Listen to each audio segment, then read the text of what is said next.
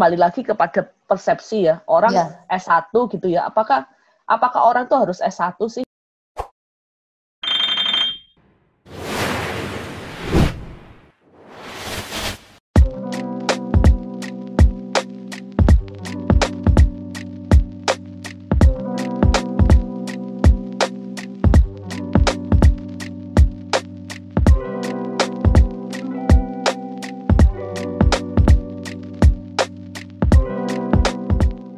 Oke, selamat pagi teman-teman semua.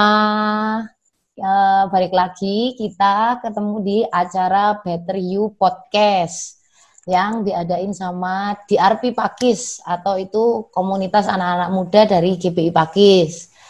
Kenapa kita kasih nama Better You? Sekali lagi kita mau jelaskan karena kita percaya setiap hari itu kita semua punya kesempatan baru untuk jadi lebih baik dari hari kemarin. Nah, hari ini seperti yang mungkin udah di-sharekan oleh tim Instagram ya kan di DRP Pakis, kita akan ada interview sama seorang dosen. Dosen, tapi tenang aja dia nggak galak, dia baik. Dan juga masih muda. Karena seringkali yang ada di pikiran kita kan dosen tuh tua gitu kan ya, mungkin udah tua, kutu buku atau apa, ternyata enggak. Jadi dosen ini adalah dosen yang masih muda dan juga gaul. Nah, langsung aja karena ini teman baikku waktu aku dulu kuliah, kita sapa ya, aku panggilnya Lina, tapi mungkin untuk podcast kali ini kita akan memanggil dengan Kak Lina, gitu kan. Halo Kak Lina. Hai Kak Regi. Halo Kak Lina. Ya, jadi Kak Lina ini teman kuliah, ya kan. Bahkan even pada saat kuliah dulu, Kak Lina ini sudah dapat panggilan Budos. Bener ya Lin ya? Iya. Aku ingat banget itu. Jadi waktu kita kuliah, kita itu memanggil Kak Lina ini dengan sebutan Budos yang artinya adalah Bu Dosen. Jadi nggak Masih kaget ingat ya. aja Luki. Apa? Masih kan kita di chat alumni ngomong manggil dia tetap Budos ya kan. Jadi nggak kaget kalau ternyata habis gitu bertahun-tahun kemudian Kak Lina ini memang beneran jadi dosen gitu kan. Sedikit aja dia dosen Fakultas Psikologi salah satu universitas di Surabaya, Universitas Surabaya, dan S1-nya sarjananya di psikologi ya Lin ya. S2-nya di Statistik Institut Teknologi 10 November Surabaya. Mungkin itu perkenalan dari aku. Kayaknya better Kak Lina sendiri yang memperkenalkan dirinya ya. Silakan Kak Lin. Wah. Ya, kalau Regi tadi mengenalkan dengan sebutan Budos, kalau saya merasa bahwa Budos itu adalah doa dari teman-teman semua. Jadi aku menjadi dosen itu kira-kira doa dari teman-teman satu angkatan gitu ya. Doa dari teman-teman satu angkatan yang memberikan inisial Budos itu tadi ya, panggilan Budos.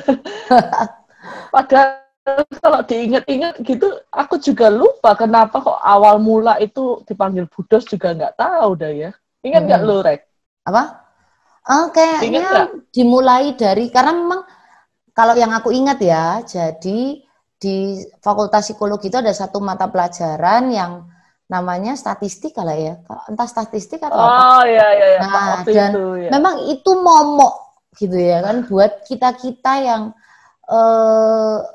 nggak bisa matematika gitu kan, sehingga Lina ini kemudian ngajari kita dan disitulah kemudian muncul istilah Budos kayaknya ya Lin ya. Mungkin. Mungkin ya dari situ. Ya, aku jadi, juga udah lupa ya. Iya, jadi itu sudah lama, kita sudah lulus hampir 7 tahun gitu ya. Yes, betul. Lalu selama itu juga aku membantu di Ubaya sebagai dosen psikologi, khususnya memang mata kuliah pengukuran psikologis. Atau yang zaman dulu namanya PAU, statistik inferensial, nah itu gabungan dari itu ya, gitulah. Kira-kira begitu. Jadi buat teman-teman semua yang mau kuliah psikologi dan punya alasan seperti aku, asik psikologi nggak ketemu matematika. Bohong besar. Bohong besar ya, Lin. Ya, kamu akan menemukan itu. Oke, ada perkenalan lain yang mau kamu share mungkin? Mungkin selama ini, kalau akhir-akhir ini aku juga lebih fokus ke pengukuran psikologis gitu ya. Jadi aku membentuk satu komunitas yang aku sebut dengan pengukuran psikologis gitu ya. Oke. Jadi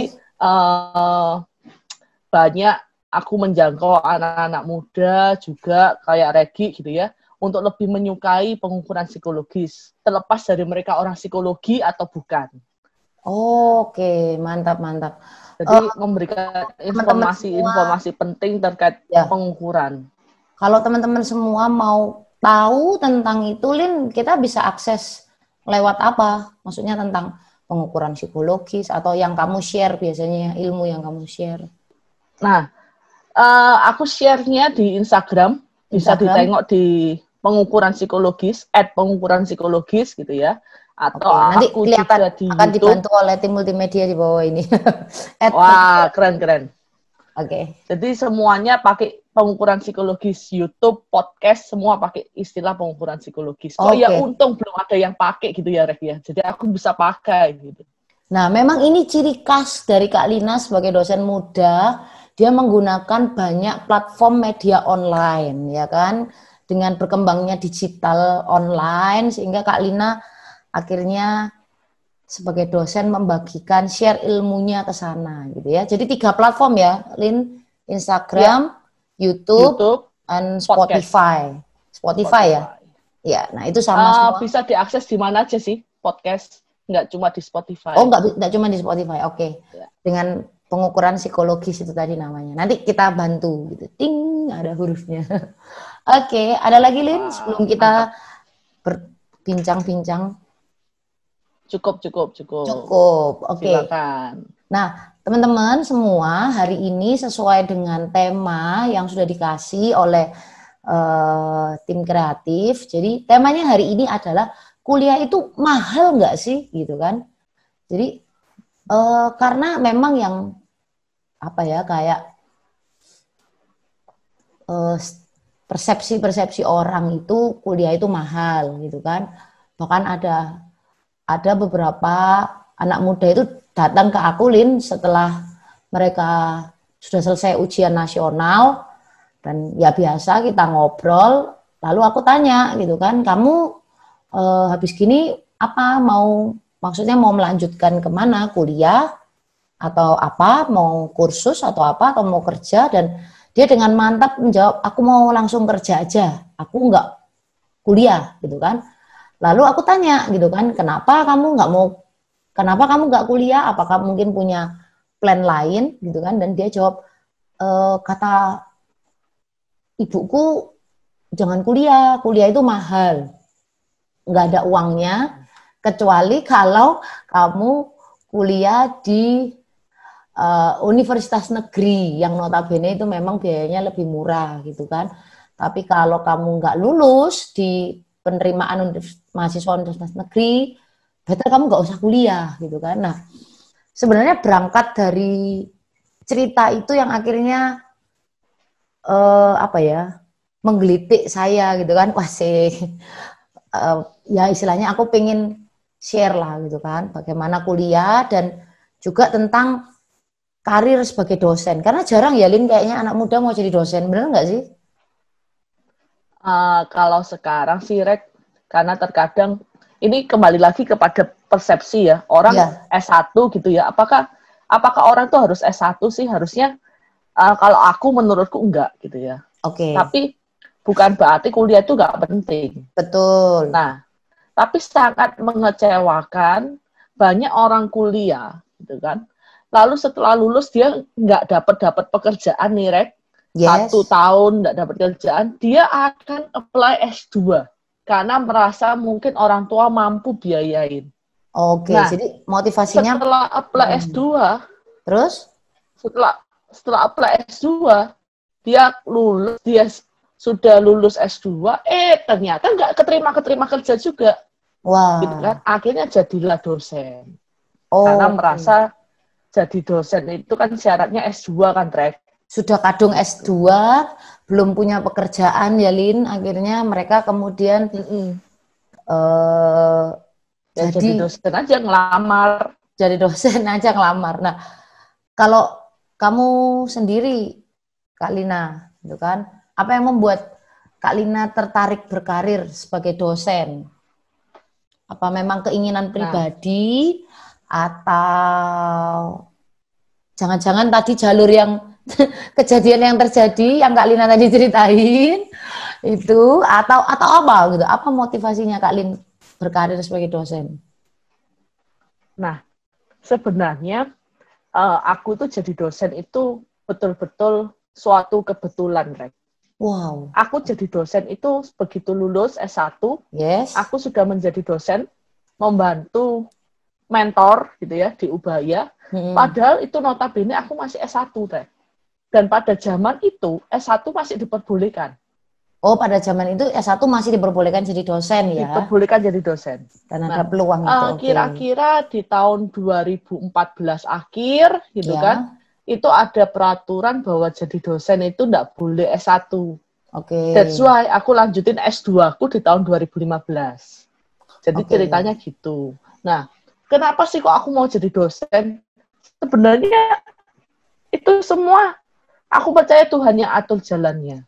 Gitu ya. Karena ketika aku lulus pertama kali tahun 2013, kalau Regi ingat, aku tuh sebelum lulus sudah jadi yang namanya student employee di Ubaya. Betul. Jadi sudah bekerja ya waktu itu.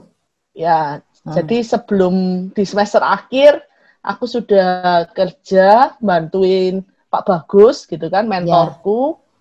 Nah, setelah lulus itu dia bilang begini, Lin, ada tawaran nih jadi pembantu di penelitiannya Yunani. Wah, keren dong. Masih jadi pembantu tapi titelnya pembantu nih. Nggak apa-apa, yang penting kan dalam penelitian luar negeri. Nah, pikirku gitu, Rek. Pikirku gitu. Sekalipun pembantu tapi internasional, men. Internasional kan, ya kan? Iya. Terus tak coba. Ternyata, Rek, itu betul-betul berliku-liku jalannya dan jatuh bangun. Susah ya? Duitnya ndak ada gitu ya. Maksudnya duitnya sedikit. Duitnya banget, sudah susah, gitu duitnya kan? Sedikit lagi. Sampai saat itu aku bilang, Pak Bagus, aku punya quotes yang aku selalu pegang di dalam hidupku sejak muda. I don't stop when I'm tired, but I stop when I'm done, gitu ya. Mantap. Pak Bagus sudah bilang, lepas lah, Lin.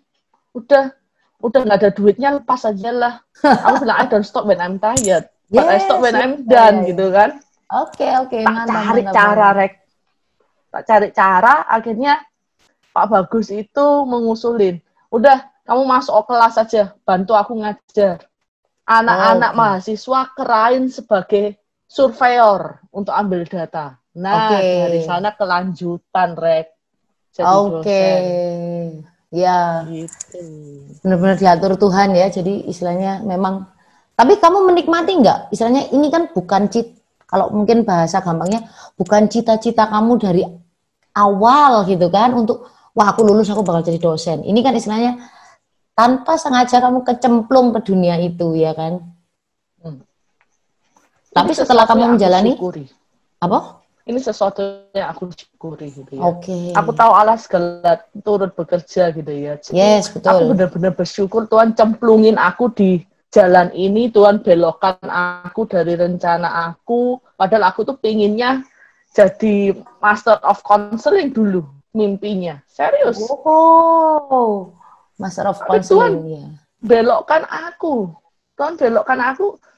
Tuhan kasih jalan. Dulu pelajaran psikologi konseling, gua sakit, Rek. Jadi nggak ikut ujian. Iya. Nggak paham itu materi gimana gitu kan. Ternyata tuh ada rencana luar biasa. Tak nikmati sih, sangat-sangat aku menikmati kondisi yang sekarang. Sangat menikmati ya, Lin. Oke. Nah, kalau sekarang untuk jadi dosen itu, kalau kita mau jadi dosen, teman-teman pendengar ini mau jadi dosen, apa aja sih sebenarnya yang perlu kita persiapkan, Lin? Itu tadi ya. karena peraturan kita sekarang harus S2. Jadi teman-teman nggak cukup cuma S1, teman-teman harus lanjut ke S2. Ya. Oke. Dan bahkan kalau kita ngomong ke depan, nggak cuma jadi dosen, tapi pinginnya jadi profesor misalnya, ya. Itu kamu dari S1, S2, S3, itu harus satu jalur. Psikologi, S2-nya harus psikologi, S3-nya harus psikologi. Oke. Ya, pendidikan. Oke. Kalau kayak aku gini susah, Rek. Untuk menjadi profesor, karena linear jurusanmu beda ya. Oke. Nah, berarti yang paling utama yang harus dipersiapkan, sebenarnya kita mempersiapkan untuk jalur pendidikan ya. Dan mental menurutku teman-teman. Teman-teman muda sekarang kalau dilihat gitu ya, jadi dosen itu saya punya singkatan. Kerjaannya sak dus, gajinya sak sen. By the way, iya loh Lin, benar-benar. Maksudnya gini, tidak banyak kalau kita survei ya, tidak banyak orang muda itu mau jadi dosen, jadi guru, karena ya tadi, terutama yang kayak kamu bilang, dosen, kerjaan sak dus, duwe sak sen. Iya. Iya kan, maksudnya enggak banyak loh, enggak, maksudnya, tapi memang aku pernah dengar. Salah satunya yang juga membuat aku tertarik untuk wawancara kamu adalah karena ada satu anak di komunitas Youth GPI Pakis, dia itu pengen jadi dosen, Lin. Satu-satunya dari sekian banyak anak yang kalau aku tanya, kamu pengen jadi apa? Dan dia langsung bilang, aku pengen jadi dosen, gitu. Wow. Dan tapi dia kemudian bilang, aku, karena dia masih SMA ya, jadi dia kayak, aku nggak tahu apa yang harus aku lakukan untuk menjadi dosen. Kemudian itulah yang membuat aku tertarik untuk mencari tahu gitu kan, membantu anak ini untuk mencari tahu gimana sih persiapan menjadi dosen. Oke, balik lagi. Tadi gimana? Kerjaan sak dus, duit sak sen. Gaji sak sen. Nah, mentalnya itu bagaimana yang harus kita siapkan? Jadi kamu harus siap bahwa dosen itu jangan berharap kamu akan berlimpah secara materi. Tapi bekerjalah pakai hati. Itu menurutku. Ya, oke, betul. Aku tuh kadang ngenes, Red. Lihat dosen-dosen itu merasa bahwa kerjaan tuh ya hanya ngajar, tapi nggak ada tanggung jawabnya. Wah, itu nggak gua banget dah. Saya itu kalau jam kantor gitu kan paling jam 5 sudah nggak ada kelas gitu ya. Katakan jam 3 sudah nggak ada kelas, kita ada aja dosen yang sudah pulang atau WA atau apalah. Tapi kalau ada mahasiswa, Bu, boleh tanya, sekian jam kantor saya sudah habis gitu kan. Itu kasihan banget loh sebenarnya. Dan itu bukan dosen yang sejati menurut saya. Gitu. Oke. Mentalnya itu harus disiapin. Jadi mental bukan hanya sebagai pengajar, tapi juga pembimbing, pendidik ya. Pendidik, ya. Pencetak generasi yang lebih baik gitu kan. Oke. Kalau tahu, semakin angkatan muda gitu ya. Nanti lah kalau teman-teman yang tadi masih SMA pingin jadi dosen, at least mungkin 10 tahun lagi gitu ya, berarti tahun 2030, aku percaya bahwa karakteristik kepribadian, karakteristik psikologis modelannya anak muda tahun 2030 itu akan berbeda dengan 2020, Rek. Ya, betul sekali. Dia akan masuk dalam generasi yang berbeda, Gen Z. Terus? Yes. Dan aku merasa anak-anak itu dari tahun ke tahun memiliki, saya harus katakan bahwa memiliki kepribadian yang tidak semakin baik. Semakin manja, semakin tidak tahan terhadap tekanan.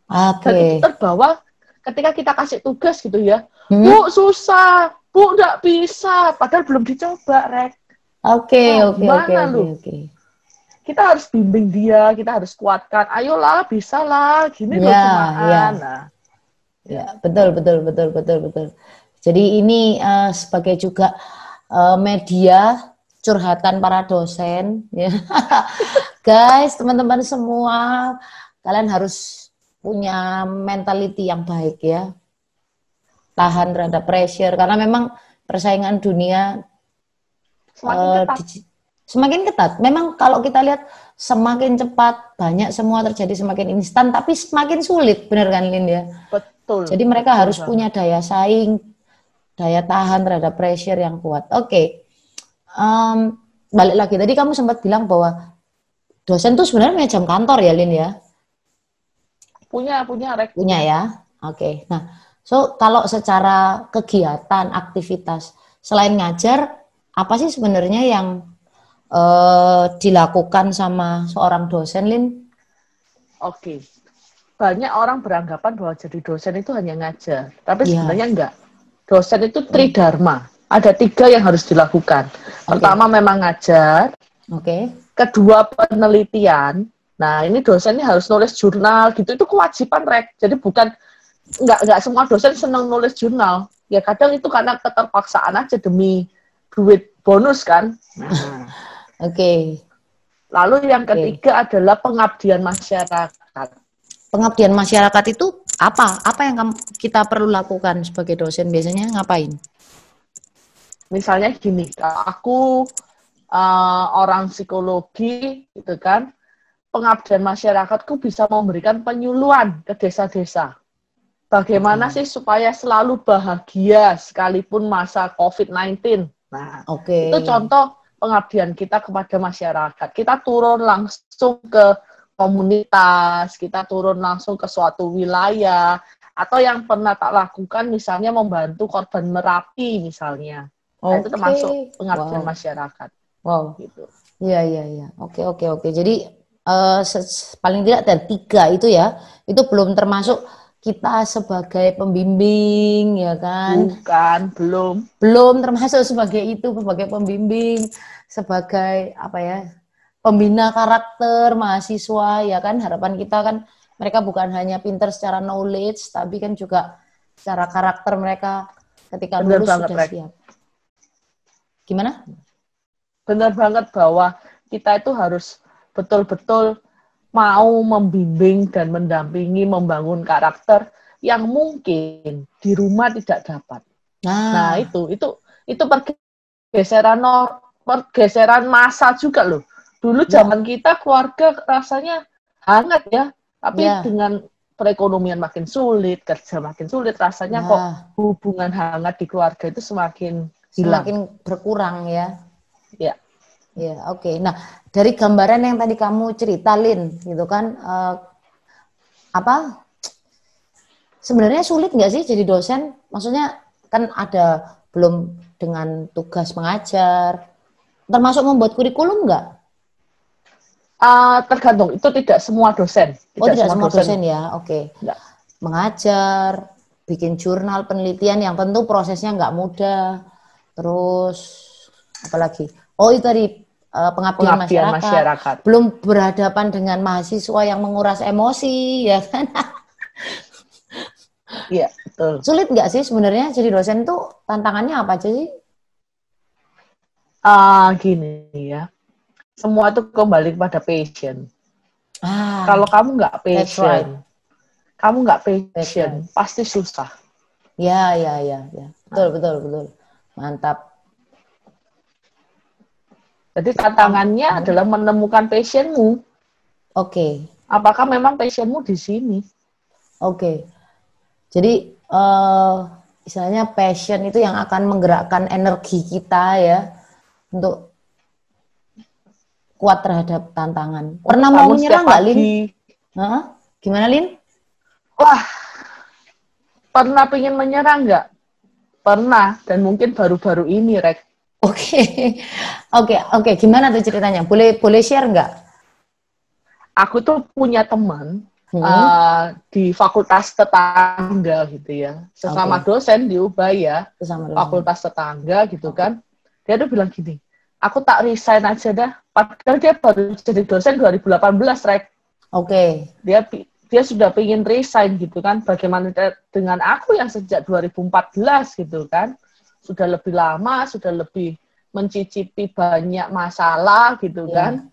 Nah, aku bilang, kenapa sih kok lu mau resign? Ya gimana ya, passionku yang memang ngajar, tapi aku nggak sadar kalau jadi dosen itu harus nulis, aku nggak suka nulis. Nah ini problem kan. Iya. Pikir dosen itu cuma ngajar, tapi loh, teman-teman perlu diingat ya, jadi dosen itu nggak cuma ngajar, tapi harus neliti, ngabdi ke masyarakat. Ya, gitu. ya. Oke. Gara-gara ini anak sering ngomong resign, Rek. Aku tuh kepikiran resign juga. Karena Oke. Karena rasa males itu nular gitu kan. ya. Apalagi, wah beneran, iya ya, rasanya resign enak nih. Apalagi aku ada tawaran kerjaan di perusahaan, Rek. Wow. Nah, itu juga yang membuat kita tergiur ya, Lin. Karena kan cuannya lagi. Iya. Itu harus diakui loh. Itu manusiawi banget itu. Betul. Gitu kan? Terus, lalu? Tahu nggak, Rek? Aku tuh berdoa sama Tuhan. Tuhan kasih aku petunjuk dong semester depan. Semester depan ini aku bakal resign atau enggak, gitu kan? Kamu tahu nggak? Aku tuh udah tawarin perusahaan A gitu kan. Yes. Bulan Mei kalau nggak salah, bulan Mei atau akhir April, ada perusahaan B nawari gua, Rek. Oke, wow. Nawari gua untuk join. Tawaran yang menggiurkan ya, Lin? Aku bilang ke teman dosen, ya apa sih Tuhan ini? Aku tuh pengen ngajar, tapi kok dikasih godaan gitu ya. Terus, tuh kan kamu minta tanda, Tuhan udah kasih lu tanda, kasih perusahaan lagi apply kamu gitu kan. Cuman berdoa gitu ya, bertekun di dalam doa. Akhirnya aku bilang panggilanku di ngajar dah. Sekalipun perusahaan kasih aku fee yang lebih banyak mungkin dengan fasilitas yang lebih enak, tapi aku mencintai anak-anakku, aku mencintai ngajar, ketemu anak muda. Mungkin kalau aku kerja di perusahaan udah botak duluan aku. Karena ketemu anak muda gitu kan, terus. Iya, oke. Jadi memang panggilan itu apa ya? Kalau kita mau bilang sesuatu yang dia daya tariknya atau daya dorongnya lebih kuat daripada hanya sekedar uang. Bener ya, Lin ya? Betul. Dan kita harus tahu passion kita itu tadi. Betul. Itu pesan dari Lina as a dosen, ya kan? Buat teman-teman semua, dan pesan juga dari aku buat teman-teman bahwa yang paling penting sebelum kita berkarir adalah kita harus tentukan what is my passion, apa yang menjadi passion kita, dan apa yang Tuhan mau untuk kita kerjakan di dalam hidup ini, ya kan? Pasti sudah di setting ya, Lin ya, istilahnya.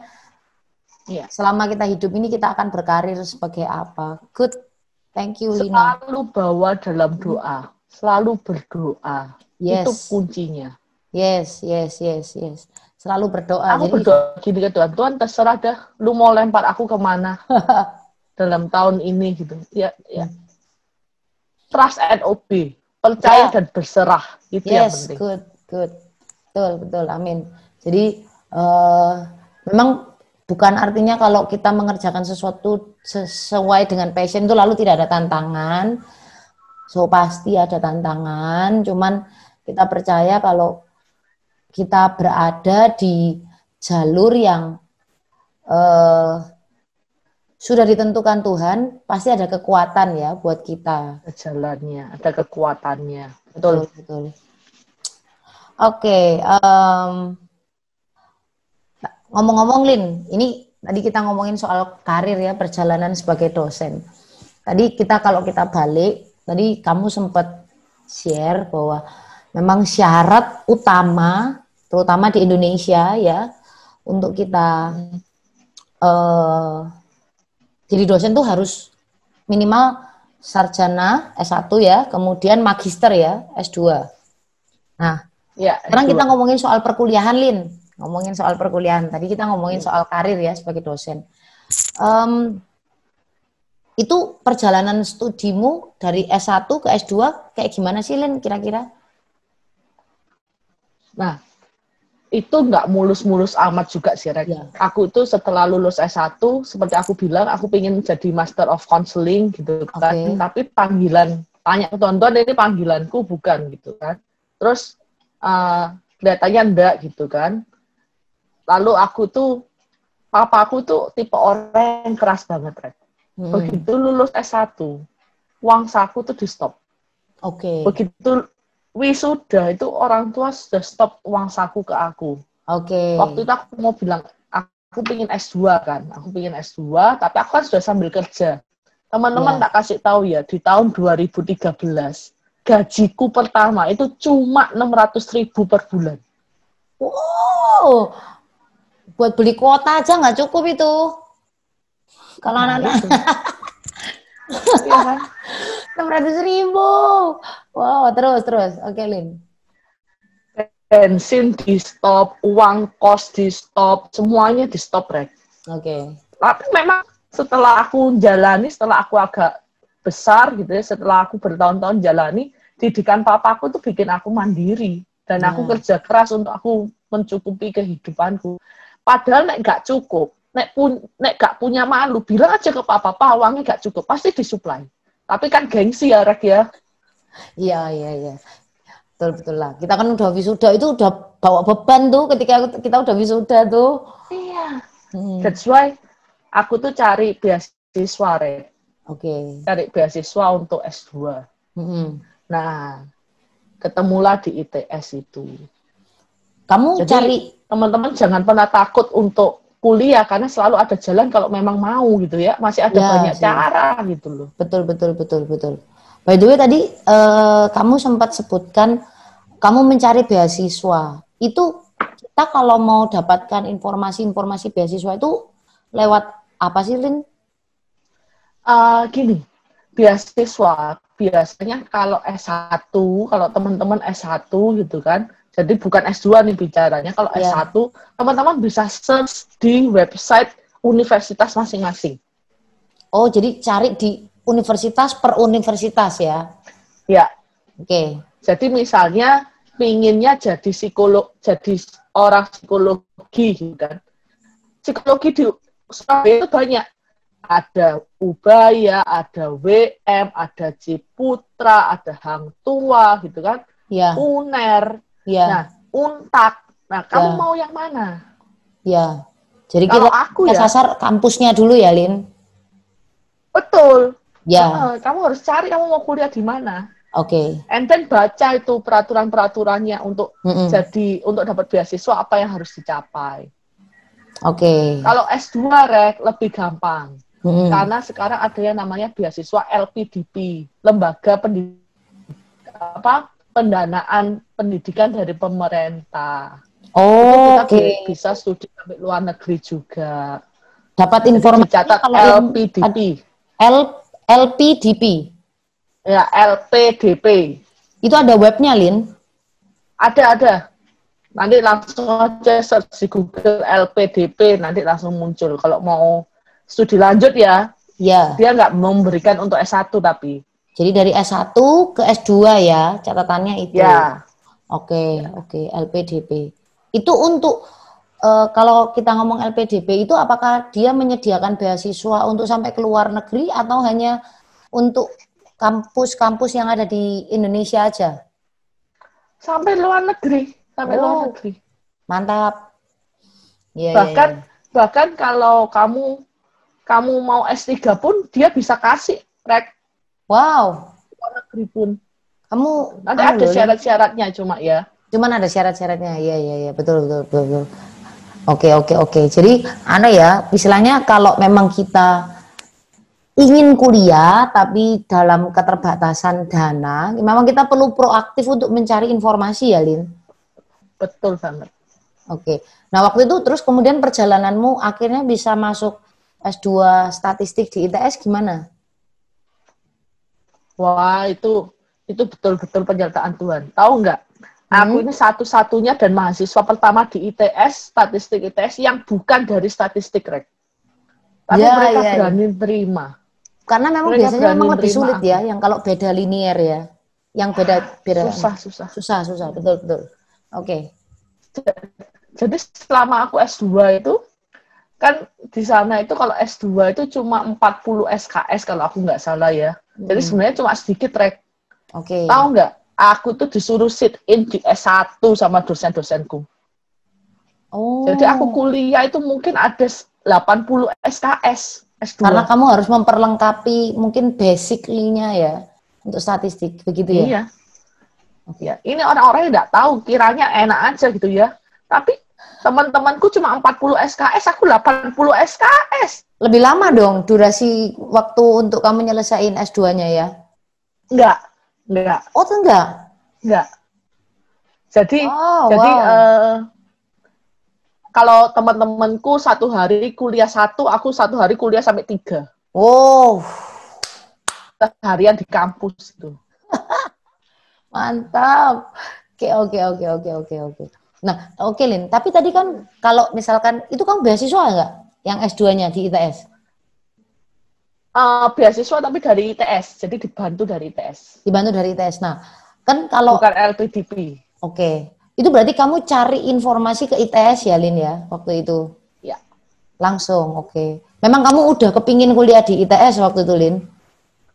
Karena papaku tuh bilang begini, Rek. Waktu itu kan aku sakit gitu kan. Punya sakit masalah di lambung yang cukup parah gitu kan. Papaku bilang gini, kalau kamu memang mau S2 di Surabaya saja, nggak usah di luar kota. Oh ya. Nah, dari situlah aku cari-cari, memang yang oke kan ITS ya statistiknya. Makanya statistiknya. Aku pilih ITS. Oke, mantap. Nah, sebenarnya aku yakin. Aku nggak yakin aku keterima. Nggak yakin aku keterima karena kan dari psikologi itu tadi loh, Rek, yang bikin aku minder. Iya sih. Memang beda jurusan kadang-kadang lebih berat ya. Karena kan basically-nya pasti akan dipertanyakan. Betul. Ya. Nah, Lin, syaratnya apa aja sih? Kira-kira aja. Kalau untuk kita untuk mendapatkan beasiswa itu biasanya apa aja sih yang perlu kita penuhi syaratnya? Kalau zaman dulu syarat untuk beasiswa itu IPK-nya 2,5. What? 2,5? Itu S1 ya. Apa S2, Lin? Untuk jadi S2. Oh, untuk jadi S2, IPK S1-nya harus 2,5. Oke. Minimal. Tapi minimal. Tapi sekarang, Rek, tahu nggak, IPK 2,5 itu hampir nggak ada sekarang. Betul, IPK 2,5 itu kayak bagi kita anak yang nggak niat kuliah itu sih IPK 2,5. Ya. Jadi sekarang IPK kalau nggak salah untuk S2 itu minimal 3,5. Oke. Minimal 3,5 ya. Ya, iyalah. Betul. Oke. Itu syarat. Dan harus tes. Ada tes. Tesnya apa, Lin? Wawancara atau apa? Atau tes potensi akademik. Jadi tes TPA. Tes TPA. Nah, lalu ada interview. Dan yang paling penting bahasa Inggris. Nah, ya, benar-benar. Kayaknya itu memang kita harus preparing jauh-jauh hari ya. Bahkan mungkin pada saat kita masih kuliah, masih S1, kita sudah harus mulai preparing kemampuan bahasa Inggris kita ya. Setuju. Itu kalau aku nggak salah untuk ITS TOEFL-nya itu minimal 550. Minimal 550, oke. Untuk ITS. Karena beda univ, beda standar ya pasti. Ya. Jadi paling enggak yang pertama soal IPK, terus kita lulus tes potensi akademik. Kalau interview apa sih, Lin, yang ditanyain kira-kira? Ngapain sih lu mau S2? Untuk apa sih lu S2? Pertanyaan itu begitu. Tapi oke. Ya. Kan itu pertanyaan klise tuh ya. Pertanyaan klise kayak, kamu kenapa sih mau S2? Sebenarnya ada jawaban-jawaban yang disukai nggak sih? Sebenarnya kayak, kalau jawaban ini jawaban yang kemungkinan besar lolos nih gitu. Kalau misalnya jawabnya begini, aku S2 karena nggak keterima kerja S1 ya pasti nggak diterima mungkin ya, Rek ya. Bener, pasti nggak diterima. Oke. Iya sih, kalau itu juga ngapain aku kasih beasiswa buat anak yang nggak memang bener-bener niat ya kan S2. Oke. Apa yang disukai? Yang disukai adalah kamu tahu apa yang bisa kamu perbuat setelah kamu lulus S1. Lulus S2 nanti. Setelah lulus S2, oke. Jadi apa mimpimu? Apa yang akan dia lakukan setelah S2 ya? Oke. Jadi tak kasih bocoran sedikit, kalau LPDP itu kamu akan ditanya begini, setelah lulus kamu mau ngapain? Apa yang akan kamu lakukan untuk Indonesia setelah kamu lulus dari S2? Nah, itu direnungkan benar-benar.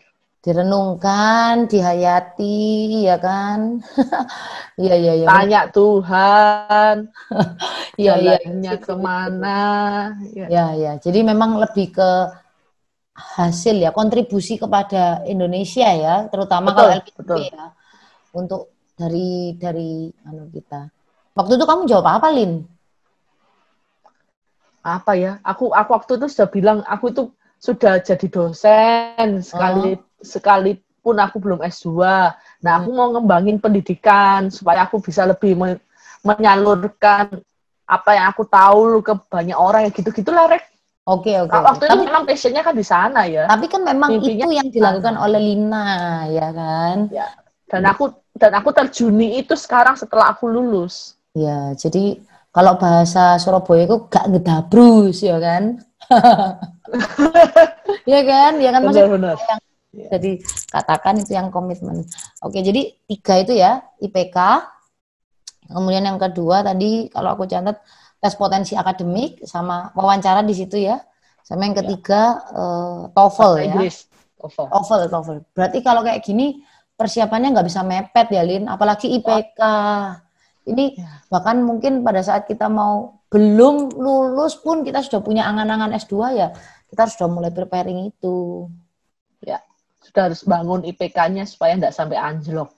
Betul banget ya. Oke. Iya, satu lagi, Rek. Apa lain? Ada nilai plus kalau ketika kamu S1, kamu punya pengalaman, misalnya jadi asisten dosen, atau kamu magang.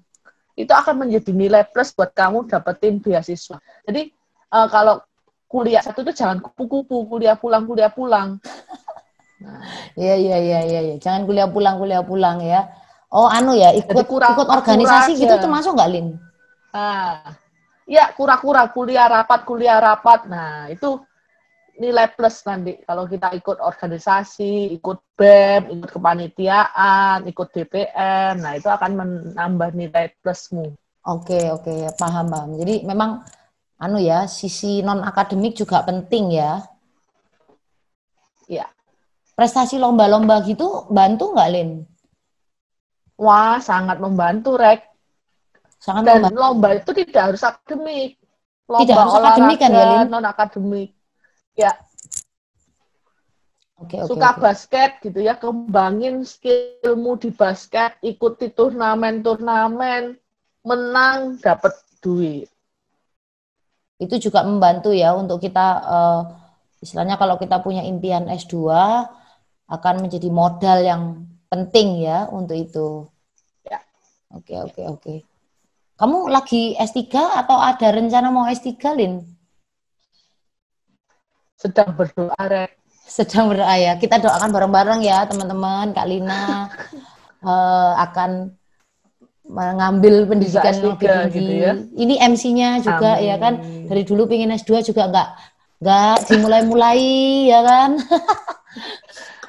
S2 lu buat apa kalau kamu, Rek? Kamu sudah sukses, sudah tahu jalan hidupmu. Iya sih, kadang aku juga kayak agak maju mundur juga sih mau S2. Tapi memang itu sebenarnya lebih ke apa sih yang akan kita lakukan setelah S2, jadi bukan buat gaya-gayaan juga ya. Ya. Nek lu bukan anak sultan tuh ya, nek lu bukan Einstein, nggak usah lah S2 gitu ya. Orang lulus S1 bisa dapat kerja yang layak juga kok. Ya. Oke. Sip. Jadi lebih ke goal kita ya setelah kita menempuh jalur pendidikan. Oke, Lin.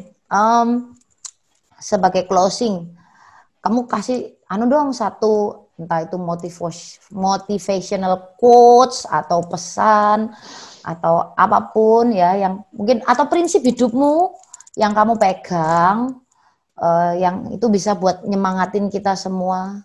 Mungkin ada yang ingin jadi dosen, atau ada yang misalnya karena ada juga yang tanya, Kak, aku ini pengen kuliah tapi aku nggak punya uang. Tadi sudah terjawab ya sebenarnya ya. Satu lagi, kalau pengen kuliah tapi nggak punya uang atau uangnya nggak banyak gitu ya. Coba search deh universitas terbuka, UT, universitas terbuka. Itu murah banget. Oke, jadi murah banget. Seharusnya istilahnya kita bisa lah. Bisa ya. Universitas terbuka. Oke, nanti akan dibantu oleh editor, ada tulisannya. Semua informasi-informasi akan tertulis. Teman-teman bisa cek ya. Ke situ. Siap. Mantap. Oke. Mantap. Gimana Lin? Apa sebagai closing? Kamu mau kasih apa nih? Motivational quotes atau prinsip hidupmu atau apa? Teman-teman muda, jangan pernah menyerah gitu ya. Aku tuh punya satu ayat yang selalu aku ulang-ulang dalam hidupku, dalam hatiku, dalam perkara yang aku lakukan, gitu ya. Aku selalu ulang-ulang. Segala perkara dapat kutanggung, jangan stop di sana. Di dalam Dia yang memberi kekuatan kepadaku. Jadi kalau aku kena masalah gitu ya, aku nggak bilang segala perkara dapat kutanggung, enggak. Dalam siapa? Dalam Dia yang memberi kekuatan kepadaku. Yes. Jangan pernah meninggalkan Tuhan. Yes. Itu loh. Yes. Aku berkali-kali ngomong, lu gak punya temen gak apa-apa, tapi lu harus punya Tuhan. Ya. It's good. Ya. Dan kalau quote secara duniawi yang aku sering pegang, solution are often closer than you think. Solusi itu sebenarnya nggak jauh-jauh kok. Karena apa? Karena aku punya Tuhan gitu loh. Ya, I have a problem, ya kan? Aku punya masalah, aku berdoa pada Tuhanku gitu kan. Dan Dia akan memberikan solusi tepat pada waktunya. Itu yang penting. Tepat pada waktunya. Bukan waktuku, bukan waktumu, tapi waktunya. Oke. Jadi anak-anak muda jangan menyerah. Jangan menyerah. Kita selalu semangatin ngomong ke papamu, ngomong ke bapamu. Ya. Itu yang penting. Yes, it's good. Betul. Jadi kita mau semangatin kalian, teman-teman. Kalaupun mungkin dalam perjalanan kalian mencari beasiswa, mungkin tahun ini belum dapat, jangan menyerah, betul ya, Lin ya? Ya. Jangan menyerah, bos. Ngomong terus ke bapamu, berdoa. Yes. Tuhan, aku pingin ini loh. Ya. Betulan tak? Aku memang ada jalan menuju sana. Kasih petunjuk. Ya. It's good. Betul. Oke. Wow, kita dapat pelajaran banyak hari ini, teman-teman. Thank you, Kak Lina. Yang sama-sama, Kak Regi. Kehidupannya, share prinsip, share tips, share tricks, share apapun lah, banyak, ya kan? Nah, kita berharap aku sebagai host dan Lina sebagai narasumber hari ini, kita berharap teman-teman semua yang lihat acara ini dan dengar acara ini, kalian terinspirasi untuk jadi lebih baik dalam hal planning kuliah ke depan, planning berkarir ke depan, ya kan? Informasi-informasi ini boleh menolong teman-teman semua. Oke, I think itu Lina yang kita bisa obrolin hari ini. Thank you waktunya ya, Lin. Di tengah-tengah kesibukan. Sama-sama, Regi. Di tengah-tengah kesibukan mengkoreksi ujian teman-teman, kamu mau share. Nanti mungkin kalau kita ada topik-topik lain yang bisa kita obrolin, kita akan sambung lagi ya. Boleh banget. Thank you, Lina. Thank you. Sukses ya buat karirmu sebagai dosen. Thank you. God bless you. You too. Kamu juga. Thank you. Thank you teman-teman semua yang sudah dengerin. Kalian jangan lupa untuk subscribe dan like video ini. Kalian juga bisa follow Instagram drp_pakis dan juga follow Instagramnya Kak Lina. Apa tadi, Lin? Pengukuran psikologis ya? Pengukuran psikologis. Jadi bahkan dia nggak punya akun IG pribadi loh. Ya. Punya, Rek. Oh, punya. Punya, cuman kurang aktif. Aku lebih ke arah itu. Oke, enggak apa-apa. Pengukuran psikologis, kalian yang tertarik juga bisa lihat YouTube dan dengerin Spotify, podcast pengukuran psikologis. Oke, see you semua teman-teman. Bye-bye. God bless you.